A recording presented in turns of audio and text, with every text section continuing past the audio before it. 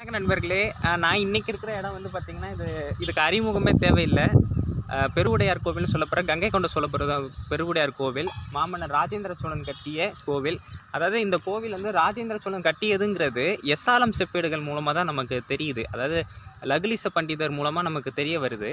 ஆனால் இந்த கோவிலில் ஒரு துயர செய்தி என்ன அப்படின்னா, இந்த கோவிலில் வந்து மாமன்னர் ராஜேந்திர சோழன் சம்மந்தப்பட்ட கல்வெட்டுகள் ரொம்ப கிடையாது. எல்லாமே பாண்டியர்களோட கல்வெட்டு தான் கொஞ்சம் அதிகமாக இருக்குது. ஆனால் அதே சமயம் எஸ்ஆலம் செப்பேடுகள் மூலமாக தான் நமக்கு தெரியுது ராஜேந்திர சோழன் வந்து இந்த கோவிலை கட்டியிருக்கிறார் அப்படிங்கிறது. அதை வைத்து தான் இந்த கோவிலை கட்டியதை வைத்து தான் எஸ்ஆலம் இருக்கிற ராமநாதீஸ்வரர்னு ஒரு கோவிலுக்கு அந்த கோவிலை வந்து ராஜேந்திர சோழனுடைய குருவான சர்வசிவ பண்டிதர் வந்து கட்டுறார். அதுக்கு அடையாளமாக தான் இந்த கோவில் வந்து பின்னால் கட்டப்பட்டது. எல்லாருக்கும் தெரிஞ்ச மாதிரி வந்து பார்த்திங்கன்னா, இந்த கோவில் வந்து கங்கையை படையெடுத்தாத கங்கப்பாடி, அதுக்கப்புறம் வந்து பார்த்திங்கன்னா மகிபாலனெல்லாம் ஜெயித்து இப்போ வெஸ்ட் பெங்காலில் இருக்கக்கூடிய திரிவேணி சங்கமம் அந்த இடத்துல வந்து மகிபாலனை தோக்கடித்து கலசத்தில் வந்து, அதாவது கும்ப கலசம்னு சொல்லக்கூடிய பொன் கலசத்தில் வந்து தண்ணியை எடுத்துகிட்டு வந்து இங்கே வந்து அந்த சோழகங்கை ஏரியில் வந்து ஊற்றுறாங்க. அது வந்து செயற்கையாக உருவாக்கப்படுற ஏரி. அதாவது மனிதன் உருவாக்கிய ஆர்டிஃபிஷியல் மேன்மேட் லேக்கில் வந்து பெரிய ஏரி வந்து ராஜேந்திர சோழன் உருவாக்கிய சோழகங்கை ஏரி தான். அந்த பெருமையை நமக்கு உண்டு. ஏற்கனவே நான் சோழகங்கத்தை பற்றி நிறையவே சொல்லியிருப்பேன். இந்த கோவிலில் அந்த விமானம், அந்த கோபுரம், இதோட ஹைட் வந்து பார்த்திங்கன்னா 146 அடின்னு சொல்லப்படுது. அதுலேயும் வந்து பார்த்திங்கன்னா, இது வந்து பார்த்திங்கன்னா, நான் இன்னொன்று ஒரு தகவல் முன்னாடியே சொல்லியிருப்பேன். இந்த 2 அழிக்கப்பட்ட மாதிரி இருக்குது பார்த்திங்களா வாயில் தோரணங்கள். இது வந்து பழங்காலத்தில், அதாவது ஏறக்குறைய 100-150 வருஷத்துக்கு முன்னாடியே ஆங்கிலேயர்களோட எடுத்த புகைப்படத்தில் இந்த கோபுரம் இருந்திருக்கு. ஆனால் அதன் பின்னர் என்ன நடந்ததுன்னு தெரியல. படையெடுப்பு ஆங்கிலேயர்களே நடத்தி அழிச்சிட்டாங்களான்னு தெரில. ஏன்னா இவங்க ஆங்கிலேயர்கள் என்ன செஞ்சுருக்காங்கன்னா, நிறைய கோவிலில் உள்ள கற்களை வந்து பயன்படுத்தி வேறு பயன்பாட்டுக்கு பயன்படுத்தியிருக்காங்க. அதை பின்னால் மக்கள் போராட்டத்திற்கு பிறகு தான் அது மாற்றப்பட்டிருக்கு. அதனால தான் இன்றைக்கி இது வரைக்கும் தப்பிச்சு கிடக்கு. இல்லைன்னா அதுவும் கிடைக்காது. சரி, வாங்க உள்ளே போகும். இதில் இன்னொரு ஒரு விஷயம் என்ன அப்படின்னா பார்த்திங்கன்னா,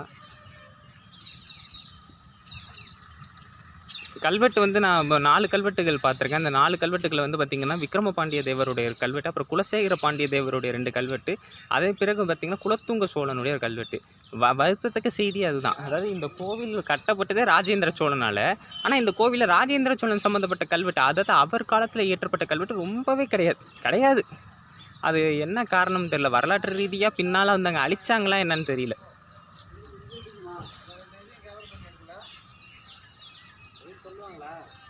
வாயில் பக்கத்துலேருந்து 2 பக்கமும் துவாரபாலம் இருக்குது.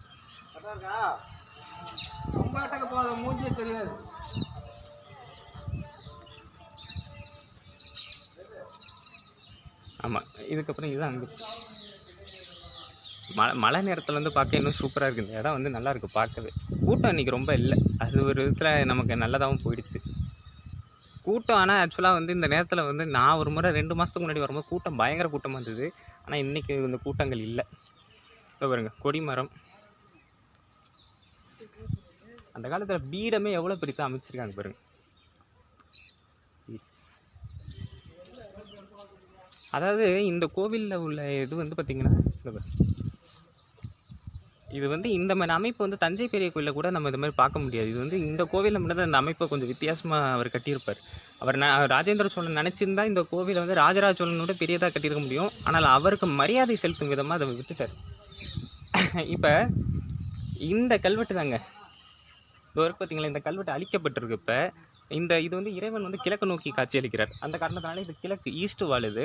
இந்த இதில் தான் இந்த விக்ரம பாண்டிய தேவருடைய கல்வெட்டுகள் இருக்குது. அதை நான் வந்து எல்லாம் கோவில் முடிச்சப்பறம் கல்வெட்டு தனியாக சொல்கிறேன். அதேமாதிரி இந்த கோவிலை வந்து அந்த காலத்தில் எந்த வளநாட்டில் சொல்கிறாங்க அப்படின்னா, மன்னை சோழ வளநாட்டு அப்படின்னு சொல்கிறாங்க. இந்த கோவில் வந்து கங்கை கொண்ட சோழீஸ்வரமுடையார் அப்படின்னு சொல்கிறாங்க. ராஜேந்திர சோழீஸ்வரமுடையார்னு பேர் இருக்குது. கங்கை கொண்ட சோழீஸ்வரமுடையார்னு சொல்கிறாங்க.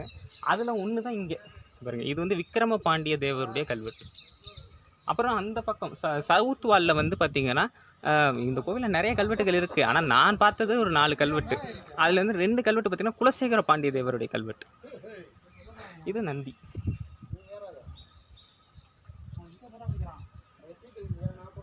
இது நந்தி. அது பிறகு இப்போ நம்ம கோவிலை சுற்றி தான் வரணும். உள்ளே போகிறதுக்கு பெர்மிஷன் கிடையாது. அதனால் நம்ம வெளியிலேயே இங்கே வரைக்கும் பாருங்க இந்த கல்வெட்டு. இது எல்லாமே பாண்டியர்களுடைய கல்வெட்டு. அதை நான் அப்புறம் கல்வெட்டு ரீதியாக தனியாக சொல்கிறேன். அதாவது இந்த குமுதப்பட்டை இருக்குது பார்த்தீங்களா, இந்த இந்த மாதிரி குமுதப்பட்டைகள் பார்த்தீங்களா, இந்த குமுதப்பட்டைகளை தான் அந்த காலத்தில் வந்து கல்வெட்டுகள் எழுதுவாங்க. இதெல்லாம் இப்போ அழிக்கப்பட்டிருக்கு வரும். இந்த இதெல்லாம் அழிச்சு வச்சுருக்காங்க. நம்ம மக்களுக்கு எல்லாம் அழிக்கிறது தானே வேலையை, என்னத்த நம்ம சொல்கிறது. அதுக்கப்புறம் போன முறையை நான் வரும்போது ஒரு மீன் சின்னத்தை பார்த்தேன். அதாவது பாண்டியர்கள் பின்னால் இந்த இடத்த கைப்பற்றிய பிறகு அவங்க தன்னுடைய கொடியான மீன் சின்னத்தை வந்து அதில் பொறிச்சாங்க. அது இந்த இடத்துல தான் இங்கே ஒரு இடத்துல அங்கே இருக்கு கட்டு. இதோ இந்த இடத்துல பார்த்தீங்க, இங்கே இருக்கு.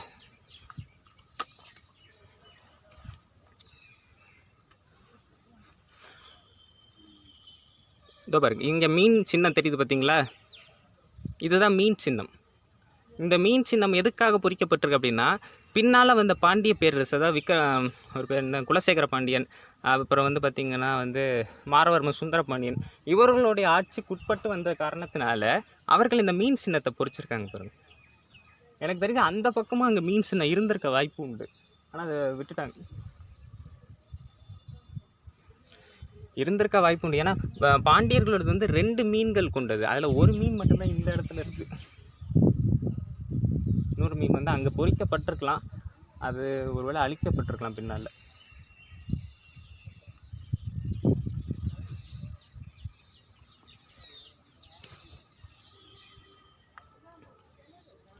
அதுக்கப்புறம் வந்து பார்த்திங்கன்னா இந்த குமுதப்பட்டைகளில் தான் வந்து அந்த காலத்து கல்வெட்டு இருந்திருக்கும். ஒருவேளை இந்த குமுதப்பட்டைகளை கூட அவருடைய ராஜேந்திர சோழன் கல்வெட்டு இருந்திருக்கலாம், ஆனால் அது காலப்போக்கில் அழிக்கப்பட்டிருக்கு.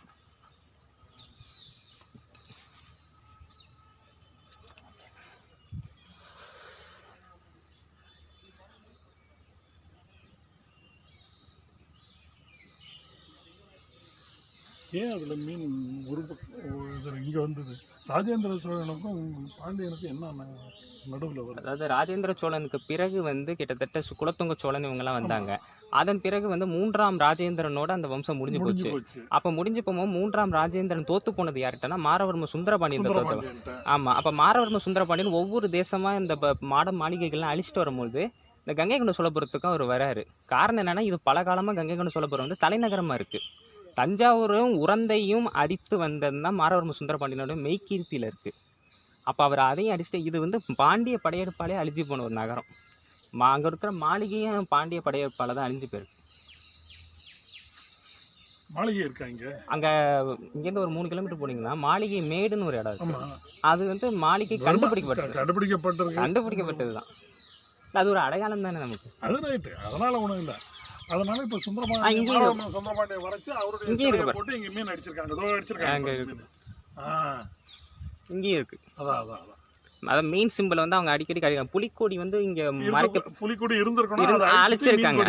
அதான் புலிக்கொடி வந்து பொதுவாகவே வந்து சோழர்கள் நிறைய பயன்படுத்தாலும் கரிகாலன் அதிகமாக பயன்படுத்தியிருக்காரு. கல்லணையோட ஓரங்கள் பகுதியிலலாம் புலி சின்னங்கள் நிறைய பார்க்க முடியும். சோழவேந்தர்கள் புலிக்கொடி தான், ஆனால் இது திட்டமிட்டே பின்னாடி அழிக்கப்பட்டிருக்கிறது. யார் வேணாலும் அழிச்சிருக்கலாம், பாண்டியர்கள் அழிச்சிருக்கலாம், விஜயநகர பேரரசுகளை அழிச்சிருக்கலாம். ஆனால் அவங்க பாண்டியர் எலெக்ஷனை பொறுத்திருக்க மாட்டாங்களா விஜயநகர பேரரசு? ஆமாம், அதுதான். அது அங்கே பார்க்கணும்ல. இன்னொன்று மீன் போட்டிருக்கிறதுனால இந்த பிரச்சனை. ஆமாம், மீன் இல்லாமல் இருந்தவரனா இது யார் வச்சுன்னு நமக்கு தெரிஞ்சு. இப்போ இது மதுரை தெப்பக்குளத்தை நீங்கள் எடுத்துக்கிட்டிங்கன்னா அது வந்து இவர் கட்டினதாக சொல்கிறாங்க, திருமலை நாயக்கர் கட்டினதாக சொல்கிறாங்க. ஆனால் அது பாண்டிய இலச்சினை சின்னம் வந்து நிறைய இடங்களில் கீழே பார்க்க முடியுது. அது எப்படி அதுதான் எங்கள் கேள்வி. அப்படின்னா பாண்டியர் காலத்திலே அது கட்டியிருக்கோம், செப் பண்ணிக்கிட்டு இருக்கணும். அதை வந்து அவ்வளோதான். அதை வந்து இவங்க என்ன சொல்கிறாங்கன்னா அவரே கட்டினாருன்றாங்க. எல்லாமே வரலாற்று திரிபு தான். அவ்வளோதான், வரலாற்று திரிபில் தான் இன்னைக்கு அரசியலே ஓடுது. அதை சொல்லுங்க. இன்னும் கொஞ்ச நாள் போச்சுன்னா இது வந்து கொற்றவையாக இருக்க வாய்ப்பு இருக்குது. இது கொற்றவை தேவியாக இருக்க வாய்ப்பு இருக்குது. இருக்கலாம், கொற்றவை தேவியாக இருக்க வாய்ப்பு இருக்கு.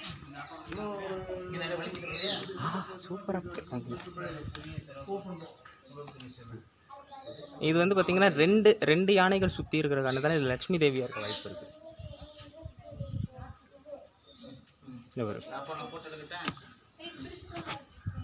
அதாவது அந்த லக்ஷ்மி தேவி சுற்றி 2 யானைகள் இருக்கு.